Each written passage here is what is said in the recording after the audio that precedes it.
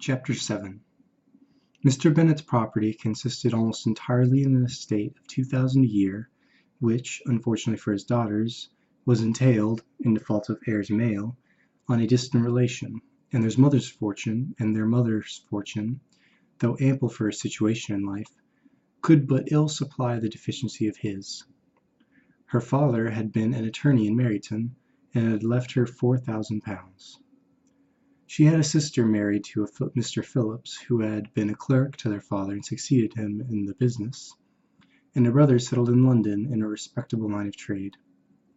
The village of Longbourn was only 1 mile from Meryton, a most convenient distance for the young ladies, who were usually tempted thither 3 or 4 times a week, to pay their duty to their aunts and to a milliner's shop just over the way. The 2 youngest of the family, Catherine and Lydia, were particularly frequent in these attentions. Their minds were more vacant than their sisters', and when nothing better offered, a walk to Meryton was necessary to amuse their morning hours and furnish conversation for the evening. And however bare of news the country in general might be, they always contrived to learn some from their aunt. At present, indeed, they were well supplied both with news and happiness by the recent arrival of a militia regiment in the neighbourhood. It was to remain the whole winter, and Meryton was the headquarters. Their visits to Mrs. Phillips were now productive of the most interesting intelligence. Every day added something to their knowledge of the officers' names and connections. Their lodgings were not long a secret, and at length they began to know the officers themselves. Mr. Phillips visited them all, and this opened to his nieces a store of felicity unknown before. They could talk of nothing but officers, and Mr. Bingley's large fortune, the mention of which gave animation to their mother, was worthless in their eyes when opposed to the regimentals of an ensign. After listening one morning to their effusions on the subject, Mr. Bennet coolly observed, "From all that I can collect by your manner of talking, you must be 2 of the silliest girls in the country. I have suspected it some time, but I am now convinced." Catherine was disconcerted, and made no answer, but Lydia, with perfect indifference, continued to express her admiration of Captain Carter, and her hope of seeing him in the course of the day, as he was going the next morning to London. "I am astonished, my dear," said Mrs. Bennet, "that you should be so ready to think your own children silly. If I wish to think slightingly of anybody's children, it should not be of my own, however. If my children are silly, I must hope to always be sensible of it." "Yes, but as it happens, they are all of them very clever. This is the only point, I flatter myself, on which we do not agree. I had hoped that our sentiments coincided in every particular, but I must so far differ from you as to think our 2 youngest daughters uncommonly foolish. My dear Mr. Bennet, you must not expect such girls to have the sense of their father and mother. When they get to our age, I dare say they will not think about officers any more than we do. I remember the time when I liked a red coat myself very well, and indeed so I do still at my heart, and if a smart young colonel with 5,000 or 6,000 a year should want one of my girls, I shall not say nay to him. And I thought Colonel Forster looked very becoming the other night at Sir William's in his regimentals." "Mamma," cried Lydia, "my aunt says Colonel Forster and Captain Carter do not go so often to Miss Watson's as they did when they first came. She sees them now very often standing in Clark's library." Mrs. Bennet was prevented replying by the entrance of the footman with a note for Miss Bennet. It came from Netherfield, and the servant waited for an answer. Mrs. Bennet's eyes sparkled with pleasure, and she was eagerly calling out while her daughter read, "Well, Jane, who is it from? What is it about? What does he say?" "Well, Jane, make haste and tell us. Make haste, my love." "It is from Miss Bingley," said Jane, and then read it aloud. "My dear friend, if you are not so compassionate as to dine to-day with Louisa and me, we shall be in danger of hating each other for the rest of our lives. For a whole day's tete-a-tete between 2 women can never end without a quarrel. Come as soon as you can on receipt of this. My brother and the gentleman are to dine at the officers. Yours ever, Caroline Bingley." "With the officers!" cried Lydia. I wonder my aunt did not tell us of that." "Dining out?" said Mrs. Bennet. "That is very unlucky." "Can I have the carriage?" said Jane. "No, my dear, you had better go on horseback, because it seems likely to rain, and then you must stay all night." "That would be a good scheme," said Elizabeth, "if you were sure that they would not offer to send her home." "Oh, but the gentlemen will have Mr. Bingley's chaise to go to Meryton, and the Hursts have no horses to theirs. I had much rather go in the coach. But, my dear, your father cannot spare the horses, I am sure. They are wanted in the farm. Mr. Bennet, are they not?" "They are wanted in the farm much oftener than I can get them."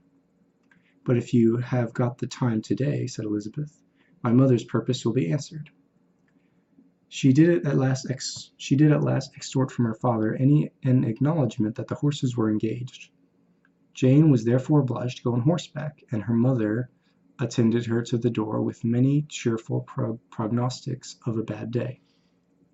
Her hopes were answered. Jane had not been gone long before it rained hard.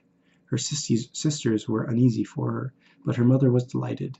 The rain continued the whole evening without intermission. Jane certainly could not come back. "This was a lucky idea of mine indeed," said Mrs. Bennet more than once, as if the credit of making it rain were all her own. Till the next morning, however, she was not aware of all the felicity of her contrivance. Breakfast was scarcely over when a servant from Netherfield brought the following note for Elizabeth: "My dearest Lizzie, I find myself very unwell this morning, which, I suppose, is to be imputed to my getting wet through yesterday. My kind friends will not hear of my returning till I am better. They insist also on my seeing Mr. Jones. Therefore do not be alarmed if you should hear of his having been to me, and excepting a sore throat and a headache, there is not much the matter with me. Yours, etc." "Well, my dear," said Mr. Bennet, when Elizabeth had read the note aloud, "if your daughter should have a dangerous fit of illness, if she should die, it would be a comfort to know that it was all in pursuit of Mr. Bingley and under your orders." "Oh, I am not afraid of her dying. People do not die of little trifling colds. She will be taken good care of, as long as she stays there. It is all very well. I would go and see her if I could have the carriage." Elizabeth, feeling really anxious, was determined to go to her, though the carriage was not to be had, and as she was no horsewoman, walking was her only alternative. She declared her resolution. "How can you be so silly," cried her mother, "as to think of such a thing, in all this dirt? You will not be fit to be seen when you get there." "I shall be very fit to see Jane, which is all I want." "Is this a hint to me, Lizzie," said her father, "to send for the horses?" "No, indeed, I do not wish to avoid the walk. The distance is nothing when one has a motive, only 3 miles. I shall be back by dinner." "I admire the activity of your benevolence," observed Mary, "but every impulse of feeling should be guided by reason, and in my opinion exhortation should always be in proportion to what is required." "We will go as far as Meryton with you," said Catherine and Lydia. Elizabeth accepted their company, and the 3 young ladies set off together. If we make haste," said Lydia, as they walked along, "perhaps we may see something of Captain Carter before he goes."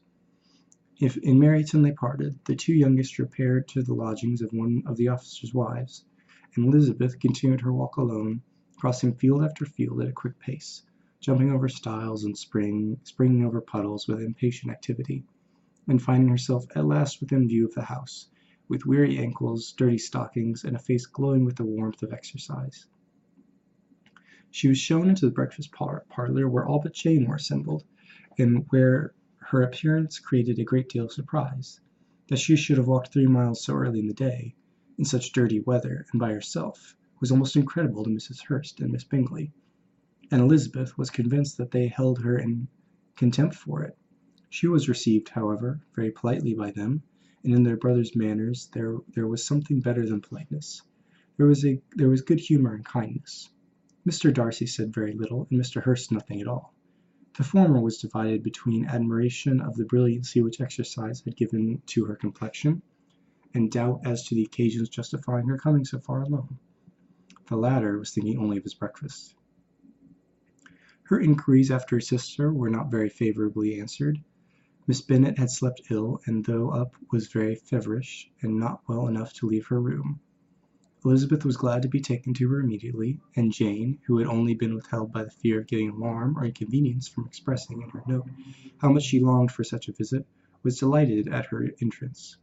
She was not equal, however, to much conversation, and when Miss Bingley left them together, could attempt little besides expressions of gratitude for the extraordinary kindness she was treated with. Elizabeth silently attended her.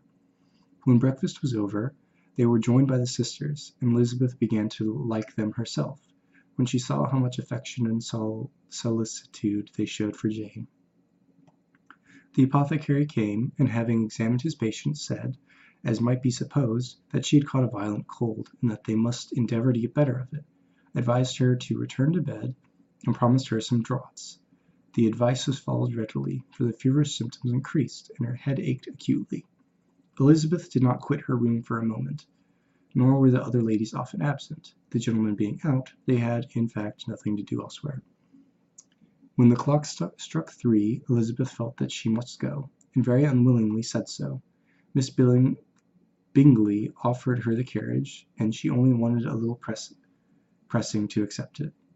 When Jane testified such concern in parting with her, that Miss Bingley was obliged to convert the offer to a chaise to an invitation to remain at Netherfield for the present, Elizabeth most thankfully consented, and a servant was dispatched to Longbourn to acquaint the family with their stay and bring back a supply of clothes.